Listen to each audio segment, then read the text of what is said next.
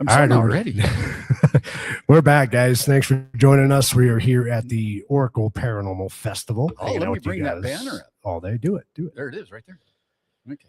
So we're here with our next guest. Oh, I hear Vinny's anthem's going off over there. So we're here to present UAP-PD. We got Marianne and Dave as our next set of speakers here. Are you guys ready to take it away? All right, let's bring you guys in. All right, well, folks, thank you for having us at the Oracle. I guess it's the first annual Oracle Paranormal Fest. We are so excited to be here today. My name is Marianne Robb, and I was a police officer in Arizona for 34 years. I've worked various positions in the police department, but my most favorite has always been patrol. I'm out there in a patrol car by myself under the wide open sky. However, I have never seen anything that I could not explain. There are all kinds of law enforcement officers, first responders out there, all over this world that have seen things that they can't explain, and they don't talk about it because of the ridicule, because of the stigmas out there. So tonight, or this afternoon, we're going to share some stories that we have, and also why don't law enforcement officers and first responders talk about these things. So let's get this thing started. I'd like to introduce you to my partner, Dave Rich. How's it going? I'm Dave Rich. I'm here because I lost a bet. So, no, seriously, I'm also a retired police officer, 25 years in Arizona. Unlike Marianne, I actually did have an encounter in 2017. That's kind of why we put this organization together.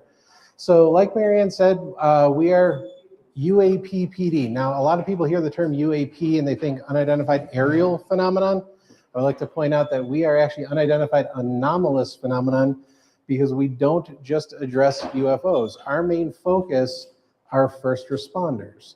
So whether the first responder saw a UAP, or they saw a ghost, or they saw Bigfoot, or they saw nothing and it was just a traumatic experience, that's what we're here to help. We're here to help them kind of wrap their brain around what they encountered, how they could navigate their way through the traumas that they've experienced during it, and then hopefully use their stories and use their information to help make it easier for others to come forward and work towards actually making it more acceptable to experience these things and then ultimately talk about them. So real quick, we have a little statement there. It's kind of like our mission statement. There are over 800,000 law enforcement officers, agents, and deputies currently working in the United States. They work shifts that provide coverage 24 hours a day, 365 days of the year. They are seeing things, but they are not talking about it. We're going to explain why. So the first thing, like I said, we don't just address UFOs, we address all of what we refer to as the big three. So we did this wonderful Venn diagram to kind of illustrate that. If you notice, we have UFOlogy. I don't know if my laser pointer, nope, it won't. So we have UFOs, we have cryptozoology, so your things like Bigfoot and skinwalkers and things like that. And then we also have the paranormal, which is like your ghosts, spirits, demons type thing. If you notice, all of these things are related and intertwined, and we've obviously put our badge in the center there to show it. And what we mean by that they're all intertwined is if I look at Roger and I say, hey, Roger, tell me about orbs. Roger, being more of a paranormal guy, is going to talk to us about the paranormal orbs. But if you talk to somebody from MUFON about orbs, they're going to talk about orbs in the sky. So we have orbs. We have TV shows like Terror in the Woods that cover cryptozoology and paranormal. UFOs and cryptozoology, you've got people like David Paulides. I know some people here know him. One of his most recent experiences, or books or movies, was a direct link between cryptozoology and UFO sightings in national parks. So we know they're all related. We don't know how or why specifically they are all related, but if they're all related, and Marianne and I are looking after first responders, then we need to know about all of these things. So we address all of them. But first, I'm going to turn it back over to her to tell you about what a law enforcement officer is. Let's talk about, first of all, let's talk about what is a law enforcement officer. Well, you've got your local police department, which is your city and town officers. You've got your sheriff, which is the county deputies. You've got your state, which is highway patrol. And then you have your federal police officers, which is the FBI, DEA, the U.S. Marshals.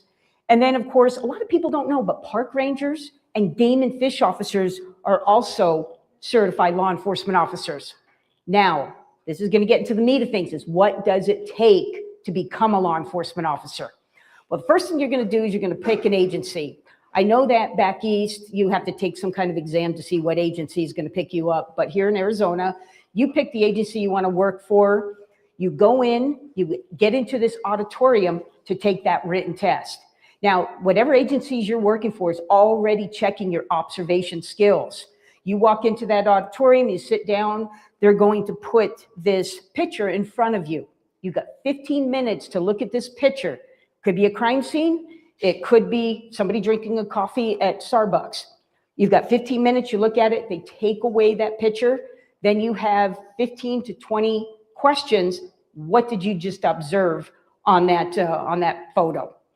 Okay, pass the written test. You then go to your, and I'm sorry that, yeah, this doesn't work, your pre-employment evaluation.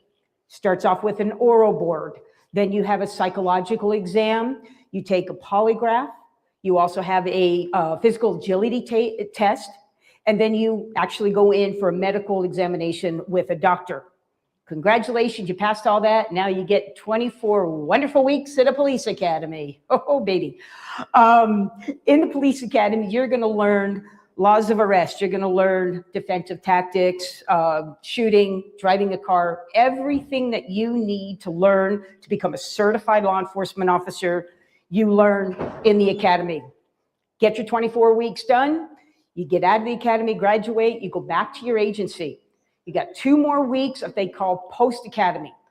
That you get to your agency, you learn how to write their reports, you learn their radio codes, you just get familiar where you're going to work. Get it handed after you finish that 2 weeks, you think, oh, finally, I'm done with training. You know, you get and they hand you a set of keys and you're like, yes, I'm in my own patrol car by myself. Well, you are, but you're not. Now you have 16 more weeks of training. You're driving. You are taking the calls, but there's a senior patrol officer in that passenger seat documenting every single solitary thing you do, and that's called field training. Finally, after that 16 weeks of training, field training, you are now handed a set of keys. You are now a solo officer, a rookie, and you're going to save the world. Well, you think, just think about it, the day that you took that written test to the day that you were handed that set of keys to be a solo officer is over a year of just training to become a law enforcement officer. Now you think, okay, I'm done training. Well, no. 34 years, 25 years, every 3 to 4 months in all of our years, you had some type of advanced officer training. It's usually brushing up, whether it's shooting, driving a car, first aid, whatever. It's one thing, until that day that you retire, you never stop training as an officer. All right, so I want to talk about the stigmas, but real quick, I know this is going to come as a great shock to everybody in this room, but yes, I passed the psych profile, just so you know. I have paperwork I can show you if you don't believe me. But the reason we want to show you about how long it takes to become a police officer is because you need to understand what there is to lose the moment you see something that you cannot explain. So what we want to talk about are these stigmas. We have 5 real stigmas that we're going to talk about. And these are the things that when a first responder has some sort of encounter, and at that split moment, that split second when it's happening, and they're trying to figure it out, muddle their way through it, these are the types of things that are going through their heads. And we want you guys to see this so that you can understand what is the hangup. Like, why are these first responders not coming forward and talking? And the reason, like, I didn't really go over this too much because I know we're kind of short on time, but one of the main reasons that Marianne and I got together to do this is we had been told from one of the UFO investigators that the leading thought behind why first responders do not talk about what they see is because they are part of a conspiracy that is working with the government to hide the truth from people. I'm like, yeah, no, that's not it at all. We're going to show you exactly what it is. So if they're seeing things, why are they not reporting it? Well, the first and foremost, if this works, well, there we go. There we go. First one is just a straight up believability factor. So the first time that you actually see something that you can't believe, everybody in this room has an internal monologue, an idea of, and it's something that develops from your childhood all the way up through adulthood. What you believe the world is like, what's real, what's not real, what do I like, what do I dislike, is that good, is that bad? These are all these little decisions are internal monologues that you have inside your head that make you realize what this world is. There's one thing at the bottom there, cognitive dissonance. I throw that in there because the moment when you think you have everything figured out in the world and now you experience something that doesn't fit in that box, that moment where you are going, this doesn't make sense, this doesn't make sense. Cognitive dissonance, that's what that is. I myself had that happen in 2017. It's a very enlightening moment when you sit there and go, wow, that doesn't make sense to me. And then you work your way through it. But everybody that works as a first responder, and everybody in this room, has their own belief of what's real and what's not real in the world. And the moment that that gets questioned, you start to question a lot of the stuff that happens in your life. That's the first thing that's going through their head is just, man, this is just too unreal. This is too unbelievable. Why is it too unbelievable? Because inside your head, you said, this is too unbelievable. So you don't want to say it. Even though there could be people that are 100% with you and agree with it.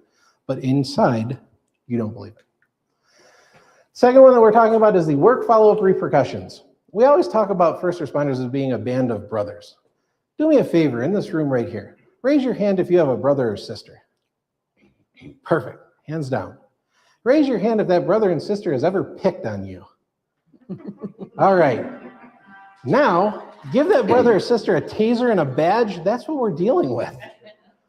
The relationship that we have, this band of brothers effect, is this relationship that every first responder has with another first responder. Reality time here. I would take a bullet for her. She would take a bullet for me. I'm not joking. Like if somebody came in, I was ready to jump in the way and take the bullet for her, just like she is for me. Something tells me the Subway cashier and the Subway sandwich artist do not share that same relationship. But we do, and that's how you get through these cases and these things that you're experiencing is because you have that mindset. And anybody that's in here that's a first responder, I know we have some that are or were, you understand what I'm talking about. Now, whenever you have that kind of close-knit relationship, people make fun of each other. If you have spent any time over at the table that says UAP-PD in front of it, you have seen somebody making fun of somebody for the entirety of this morning. He likes to talk. That friendly banter gets old after a while, right? Just like when your brother or sister was picking on you, and you got to the point where you're like, God, I'm just tired. Mom, make them stop, right? We don't have a mom to make them stop. We just have to deal with it. So these pranks, these jokes, this friendly banter, it starts to weigh down on you. And if you realize, wow, I just saw Bigfoot walk out of the woods. If I say something, I am never going to live it down. So sometimes it's out of almost like you say, self-preservation. I'm not going to say anything because I don't want anyone to know. Now, strain to the work relationship. So the first two are annoying more than anything else.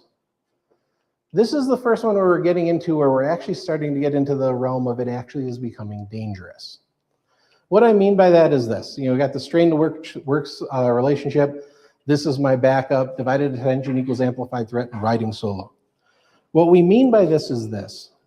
Everybody who's every police officer knows exactly, like Marianne and I know exactly what to do. If somebody walked in here and we were supposed to contact them, we know one of us is going to be contact, one's going to be cover. I know exactly what she's going to do. She knows exactly what I'm going to do because we've trained it. We've all trained it the same way. We know what we're doing. Just like all you guys that are in the room that were Tucson PD and work with emergency services, stuff like that. You know what your partner is going to do at that moment because that's what you train.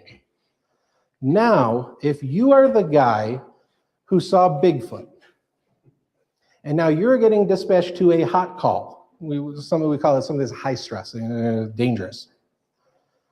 And now I'm the guy that saw Bigfoot. I could be paying attention to the person I'm supposed to be paying attention to, but that other officer who's like, wow, this is my backup, the guy who saw Bigfoot. So now he's doing his job, but I'd be lying if he wasn't doing this.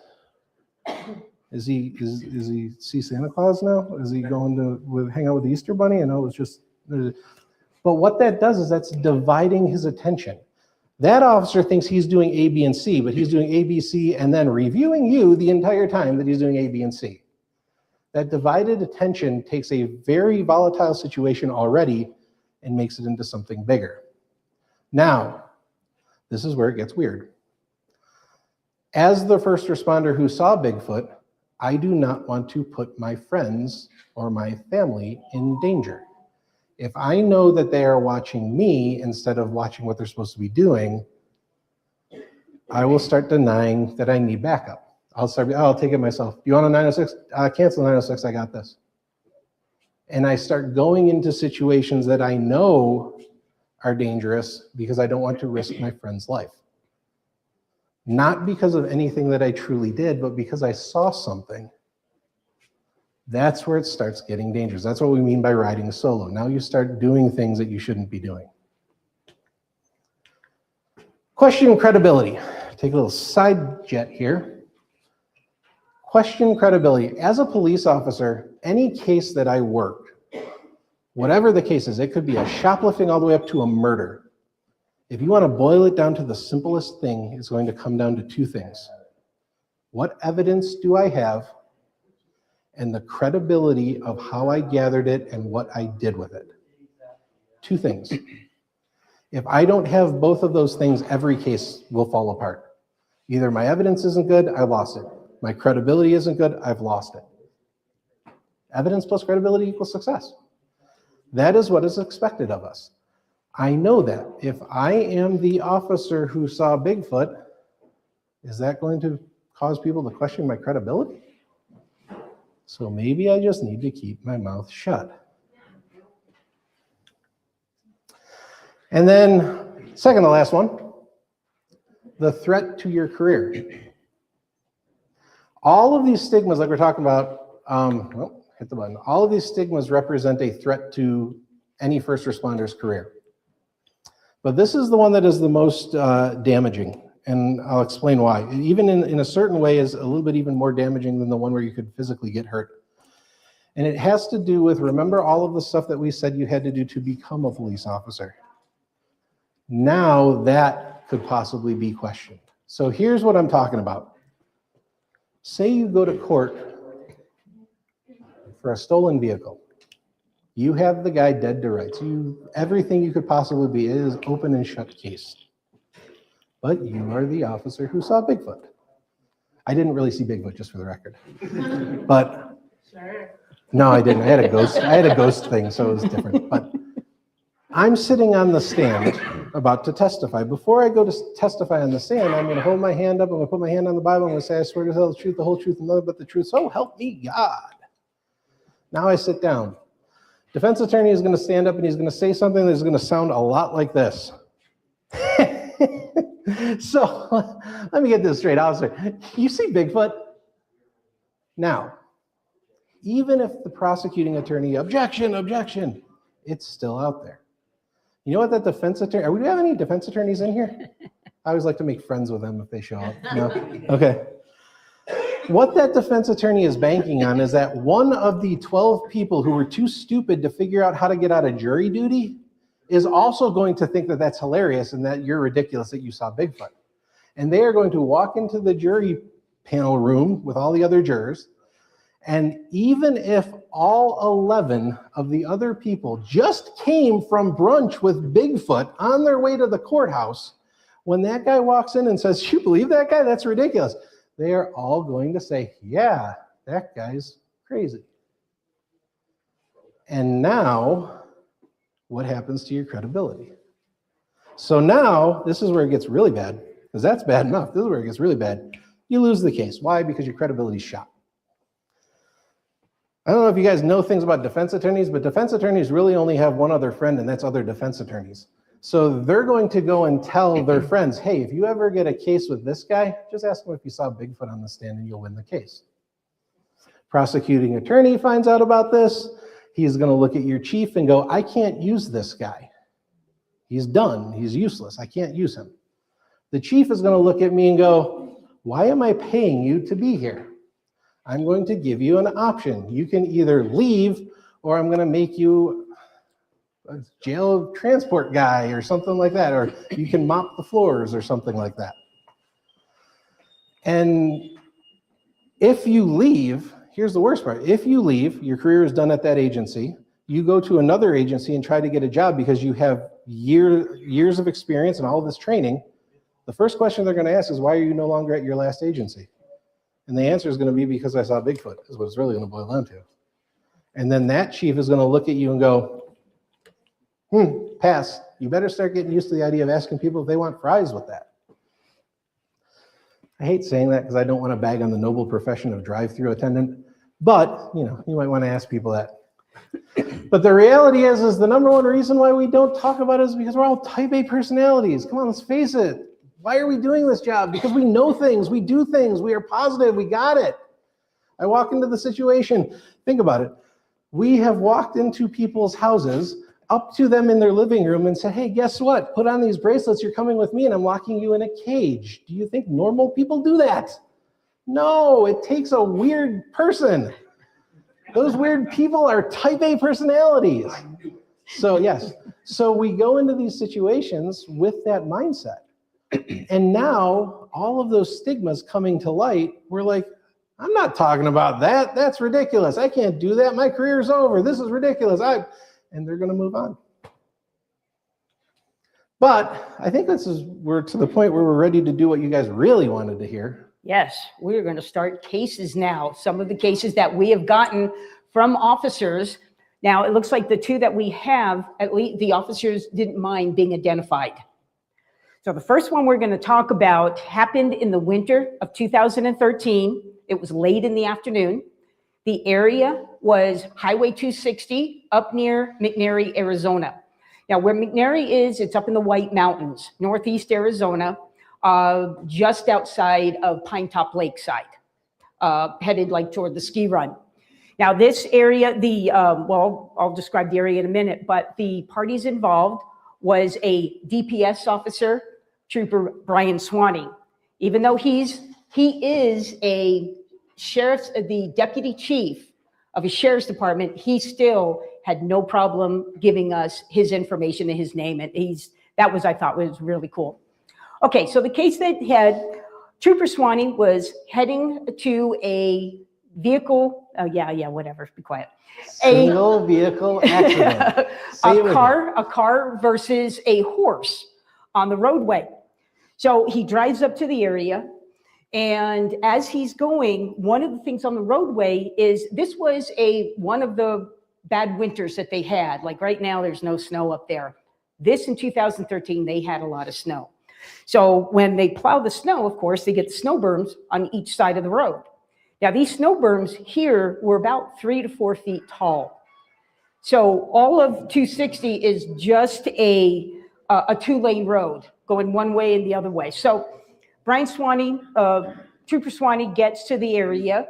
He notices that there's a car that is a little black Mercedes off to the side of the road, and there's a horse laying in the middle of the road. And it was, they believe, deceased. It had a pool of blood around its head. And at the time when Trooper Swanee pulled up, there was a White River Indian police officer that was on the scene also. So, asked what happened, and the driver told him what happened. So Officer Swanee takes the, Trooper, I'm not used to that trooper thing. Brian. It's always Brian. Yes, let's use Brian. That makes it so much easier. He gets the driver's his license, registration, proof of insurance. He goes back to his patrol car, and he starts to do a registration check and a driver's license check on the driver. As soon as he keyed his mic, all of a sudden, for some reason, the horse supposedly starts to move and is trying to get up. Well, that White River police officer decides to take out his gun and shoot the horse about 16 times. He emptied his clip into this horse. He's dead now. And he did that, and then what he did was he got back in his patrol car, and well, first of all, Brian, who keyed up his mic, dispatch is hearing all these shots, so they're freaking out. So Brian just gets on the radio, and he finishes his driver's license check, and he goes, and I'm code 4. Just saying, and code 4 means he's okay. So he's telling dispatch. Well, he gets... Officer Swanee goes, he finishes his registration check, and he looks up. That White River officer got back in his patrol car. He was gone. He was just gone. So it's like you've got Brian standing there, you've got that poor driver standing there, and you've kind of got a horse that has a whole bunch of holes in it now. So if it wasn't deceased before, it's definitely deceased now. So, of course, what DPS troopers do, they have to clear the roadway. That's their number one priority. So he gets his tow rope, he hooks it around the legs of the horse, and he drags it about 25 feet off the side of the road. Now remember, the road has about 4-foot berms of snow on each side. It's a small little road, one way, both ways. He was able to slide it over to the other side of the road, so it'd be the oncoming traffic, and try to get it off as far as it could. So you had kind of a pool of blood where it was hit, you had your drag marks, and then you had, of course, the horse. So the trooper, Brian, and the driver were waiting for the tow truck, because I got to say, a small little Mercedes vehicle, kind of a sports car, and a horse, the horse, unfortunately, well, sort of kind of wins. That car was just smashed.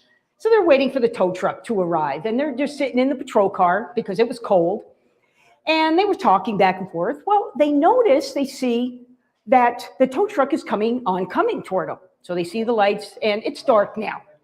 So the tow truck has its little amber light going, and he's coming in, and he's starting to make this wide turn because he needs to turn to come on the side of the road and get the car. Well, they watch him coming toward them, and he's going to start banking off to the side of the road to make that U-turn. And they're thinking, wait a minute, we drug the horse over there. There's a horse there. So Brian gets out of his patrol car, starts to run to warn that tow truck driver. However, that tow truck driver made his turn very easy. He made that wide turn. He didn't have to change. He didn't have to, miss anything. So Brian kind of looks at the tow truck driver as he's making the turn. He looks over. The horse is not there. The blood is there. And of course, the drag marks where he had drug it earlier in the day, they're there. But there is no horse. So they looked around for blood. Okay, first of all, it's only 25 yards behind him is where he drugged the horse. There was no other traffic on that road pretty much the whole time that they did the accident investigation. And they were sitting there. If a car pulled up, if a truck pulled up, anything to take that horse, they would, of course, saw it. They looked around. They looked for, okay, did the horse mysteriously get up and go over the snow berm or whatever? There was absolutely no blood anywhere. There were no drag marks from except for in the middle of the road where the drag marks. That horse was gone. And they checked, I don't know, probably 100 feet every which way to see where in the world this horse could have gone. Yeah, there was no footprints leading through the snow. The horse couldn't have walked past them. They would have seen it. It couldn't have walked the other way. They checked.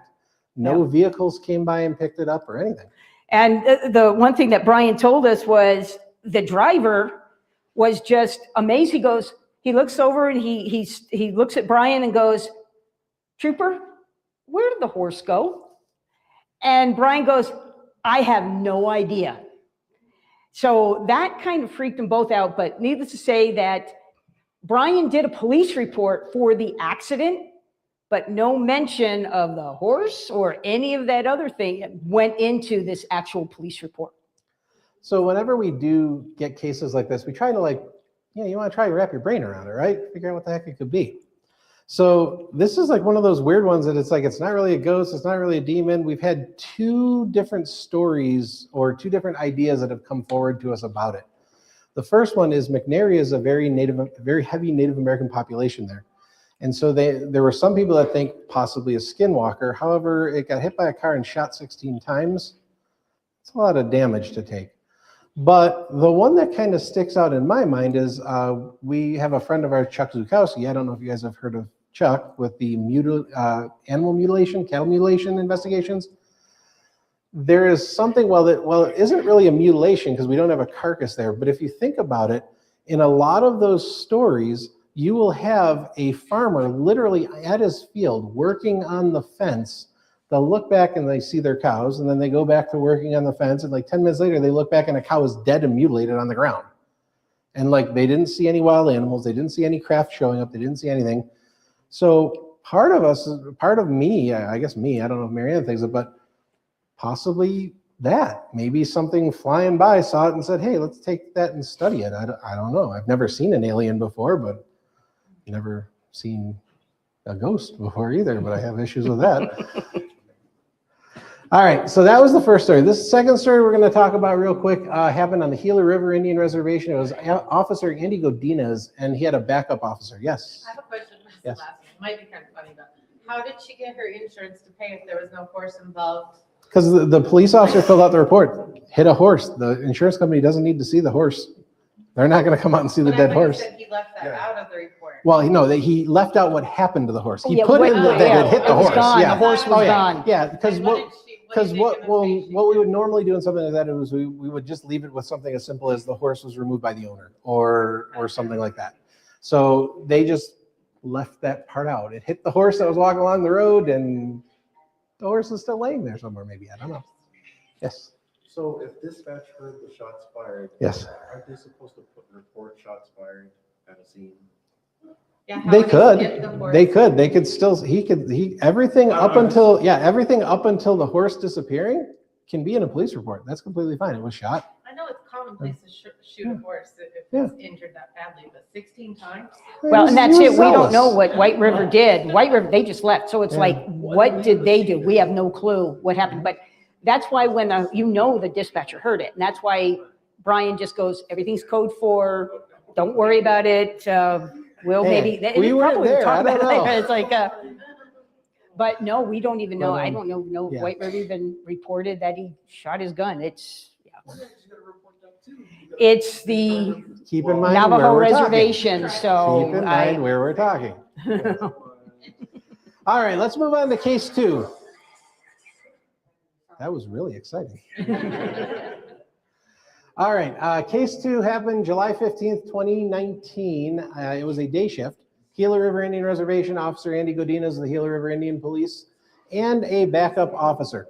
So here are your facts of the case. Did I turn it off again? Yes, I did. There we go. Officer Godinez responded to an unknown troubles call at a house.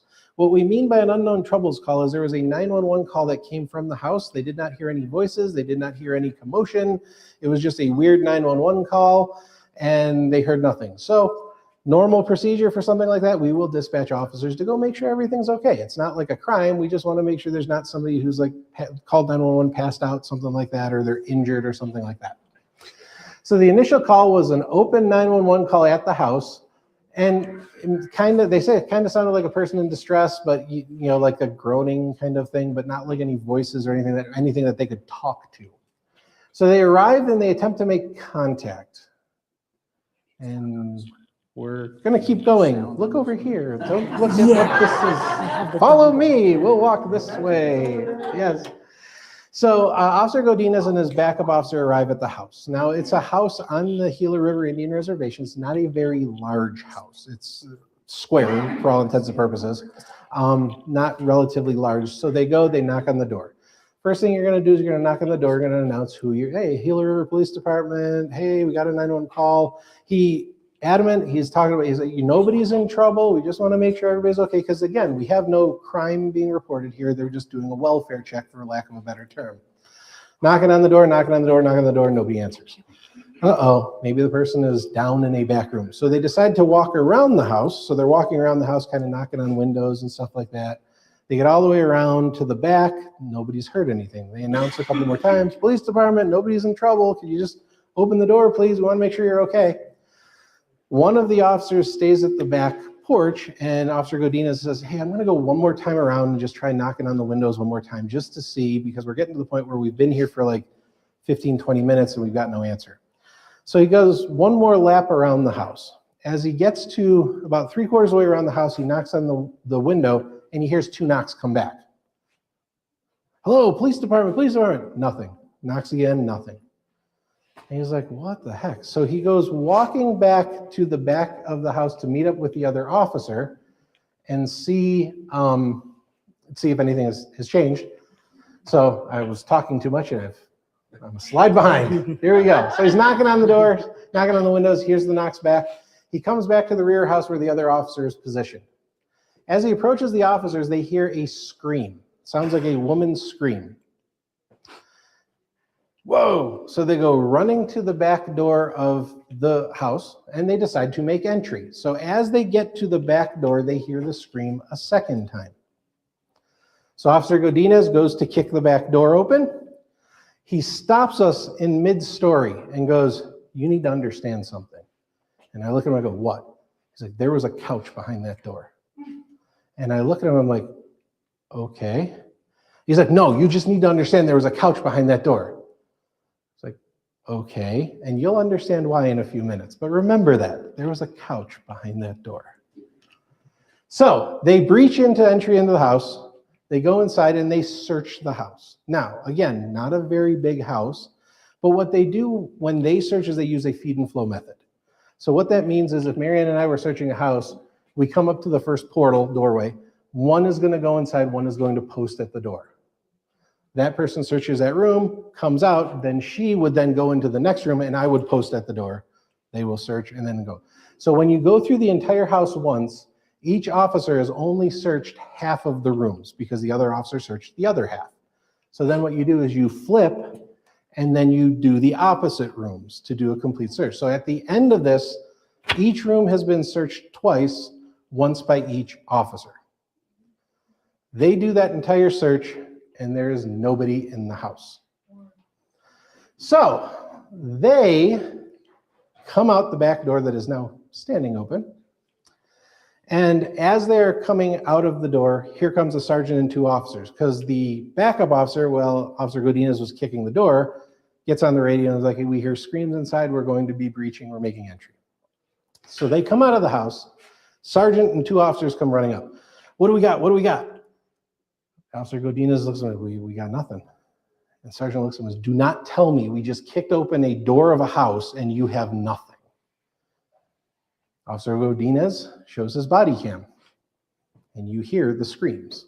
You see them making entry. Officer Godinez and the backup get posted at the 2 corners. The sergeant and the 2 other officers go back in there and search a total of 3 more times. They do the feed and flow method back. And then the last search is specific for in closets, looking for passages, because again, any house that's in like a kind of wild area like that, they're going to look for tunnels. They're going to look for any secret hiding areas. They look everywhere and they find nothing. So they come back out. Everybody ends up leaving except Officer Godinez. They end up having a representative from the tribe comes out and they end up basically blocking up the door and sealing the back of the house. So as they finish sealing up the back of the house, he's about to leave, and guess what? Here comes the homeowner.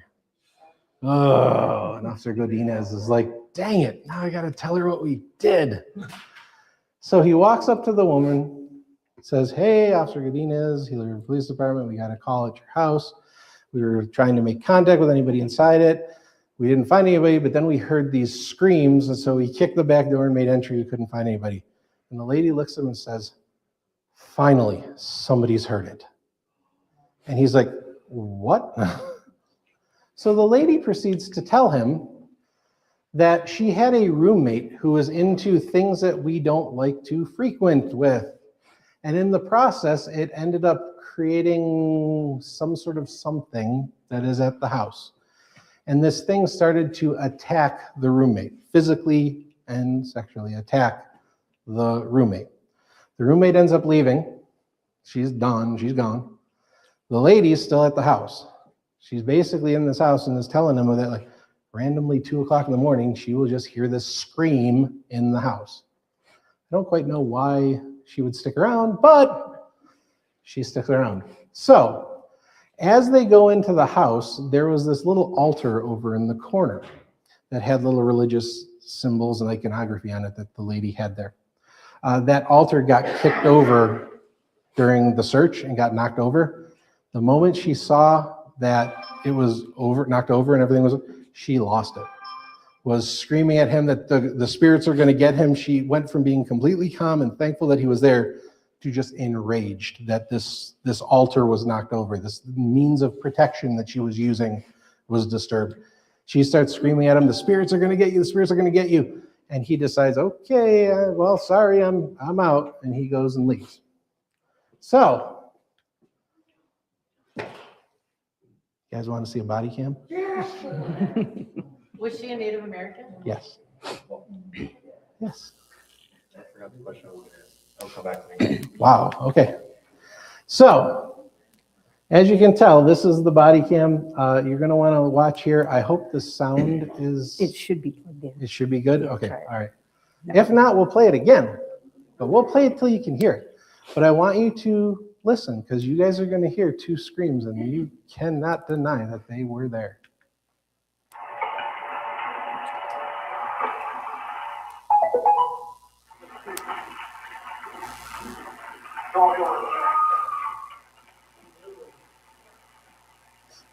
I love the look on the other officer's face. There's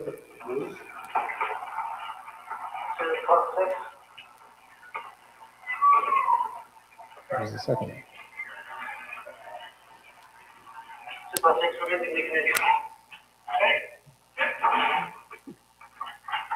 There is a couch behind that door.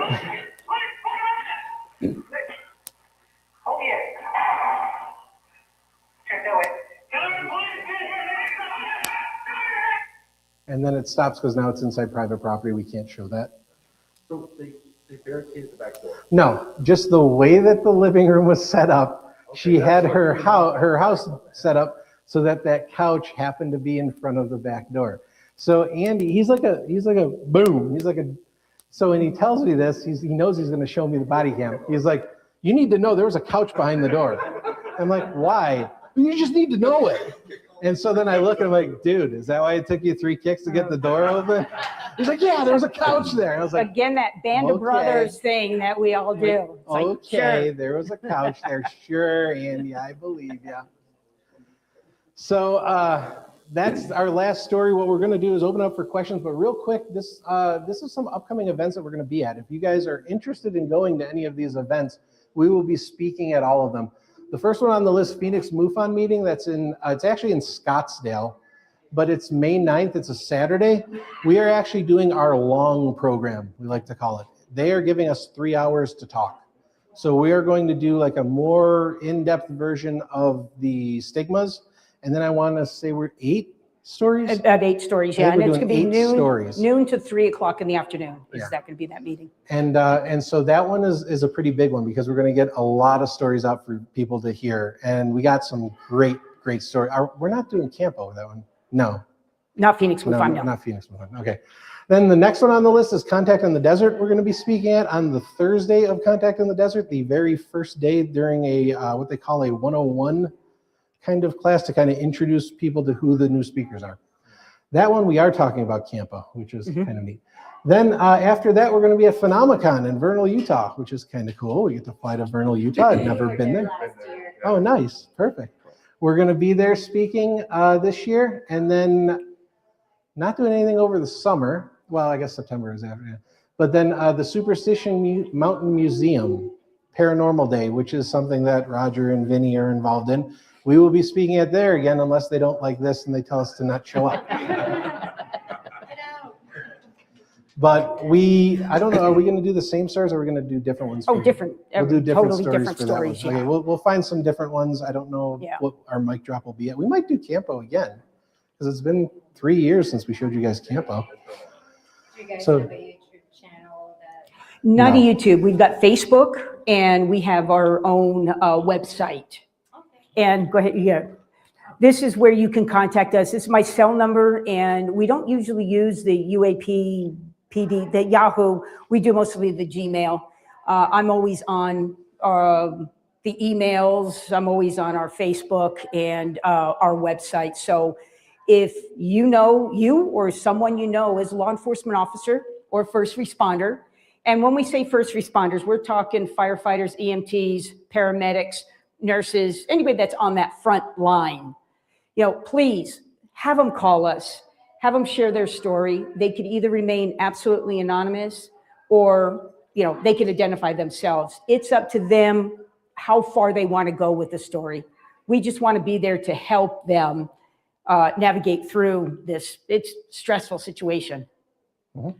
I don't know how much time we have, but until we get kicked out. Yes, until we get kicked out, we'll answer questions. Yeah. You said on the very last case that they received a phone call Yes. from the resident Mhm. and nothing. Yeah, it's just an open 911. That actually happens a lot, and it has nothing to do with paranormal stuff. Yeah, it's just like. There was years and years ago when there were the cordless telephones. Cordless telephones, and a lot of people don't realize this, when the battery in a cordless telephone would start to die, it would send out a pulse, a signal. That signal was read as somebody picking up and calling 911 and then hanging up the phone. So for a period of time, we were going to houses and going, hey, is everything okay? Yeah, everything's fine. Do you have a cordless phone? Well, yeah, you need to change your battery. And they're like, they send the police for that? And we're like, yeah. My brother used to be Norfolk and then AJPD. And I remember him talking about at least a couple of. Oh, yeah. Yeah, it was We always all have, the yes. time. All the time. You get all geared up for like some major thing, and it's the phone is dead. Yes, ma'am. What was the story that you said happened to you? That is a long story that I'm not going to be able to go into. Just a without quick cutting in. little quick blip. thing, quick blurb. April 8th, 2017, at just before noon, the front desk of a high school that I was the school resource officer at there was a 911 call from the front desk of the school. 911 dispatcher answers the phone, says 911, what's your emergency? There is a whispered, like a woman's voice with a whisper, and it sounds like it says, I'm scared. Dispatcher says, what was that? It says, I'm scared. She says, you're scared? It says, no. And then you hear the phone drop on the countertop. They dispatch officers. 14 minutes later, 2 officers go in. They make entry in the building. The entire building is only the principal's office, assistant principal, the nurse's office, the counselors, stuff like that. There's no classrooms in it or anything like that. Officers make entry through the front door using what's called a Knox box. They go up to the phone, pick up the phone that's laying on the counter with an open line to the dispatcher. The officer has a conversation with the dispatcher, says, hey, this has to be the phone that's laying here open. Hangs up the phone. They do a search. They don't find anything. They get to the nurse's office. There's a door. They don't know which way the room goes, so they stack to do one peel right, one peel left. As they enter and peel in, something that neither of them could see physically pushes them out of the way. And then they run out, they don't see anything. I get involved because I'm the SRO at the school. The way I get involved is I show up at prom that night and the principal says, did you hear about the 911 call at the school? I'm like, what 911 call at the school? It's a Saturday.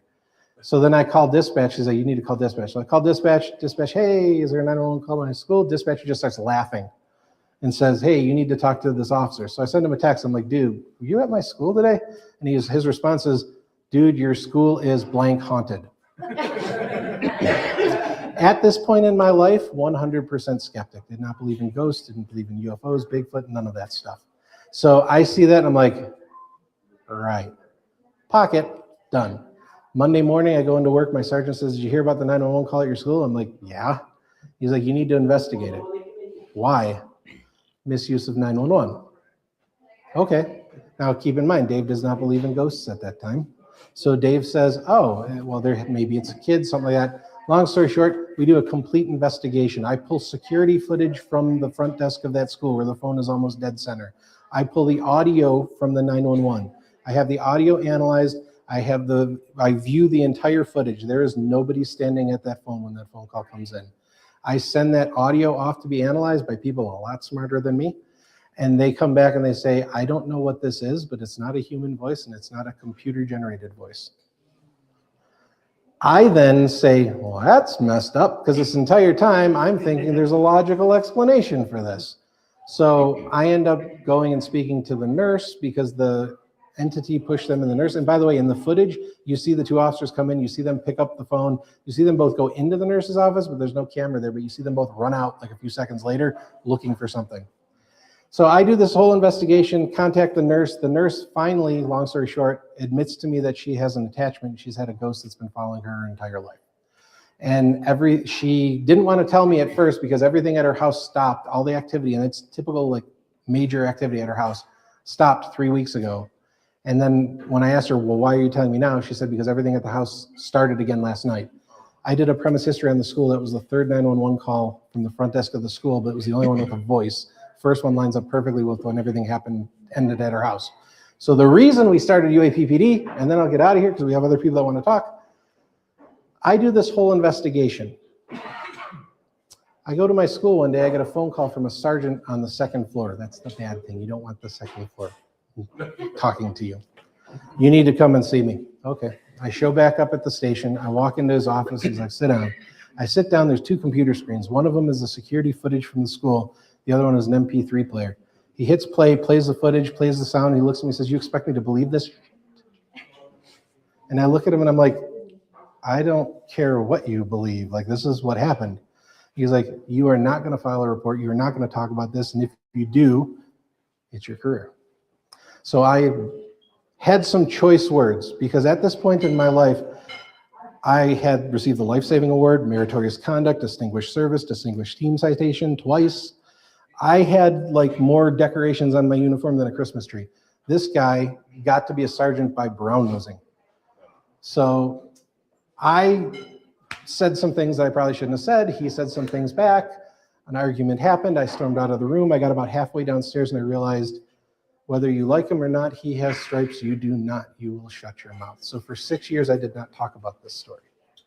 And every year around Halloween time, because everybody knew about it, it would come up and I'd be like, shut up. And then, but now that I've retired, we're going to talk about it. And we're going to use that as a way of trying to help other first responders come forward and talk about what they've experienced. Because if it happened to me, it happened to others, and it shouldn't have. And so what we want to do is give them that safe place where they can talk about it and start healing. Because for 6 years, I didn't even talk to my wife about it. Like, I didn't want her to even be involved in it. And nowadays, she still doesn't like it. She never comes to our talks. We've done podcasts. She'll sit in the corner and be like, I ain't know it. She's like, I have one rule for you. You don't bring anything home. And I'm like, I don't plan on it. Like, do you mean like pizza? I shouldn't bring pizza home? Or like, but yeah, so in a nutshell, that's what it is. Unfortunately, like I said, we're not doing that talk until Contact in the Desert, because when we do that talk, we play the 911 tape. So you'll actually hear, we play the original version, which is the whispered voice, and then we also play the analyzed version where they amplify the sound of the voice, that not the dispatcher, but the other voice, so that you'd actually be able to hear that. But unfortunately, what? Come to the Superstition Museum thing in October, and we'll do Campo for that story. Hey guys, if you want, I know somebody else is coming in for a talk. If you want, of course, our booth is right up there. Give us a holler, come on by, share a story if you have one, or just come by and say hi. And any questions. But thank you guys, appreciate it.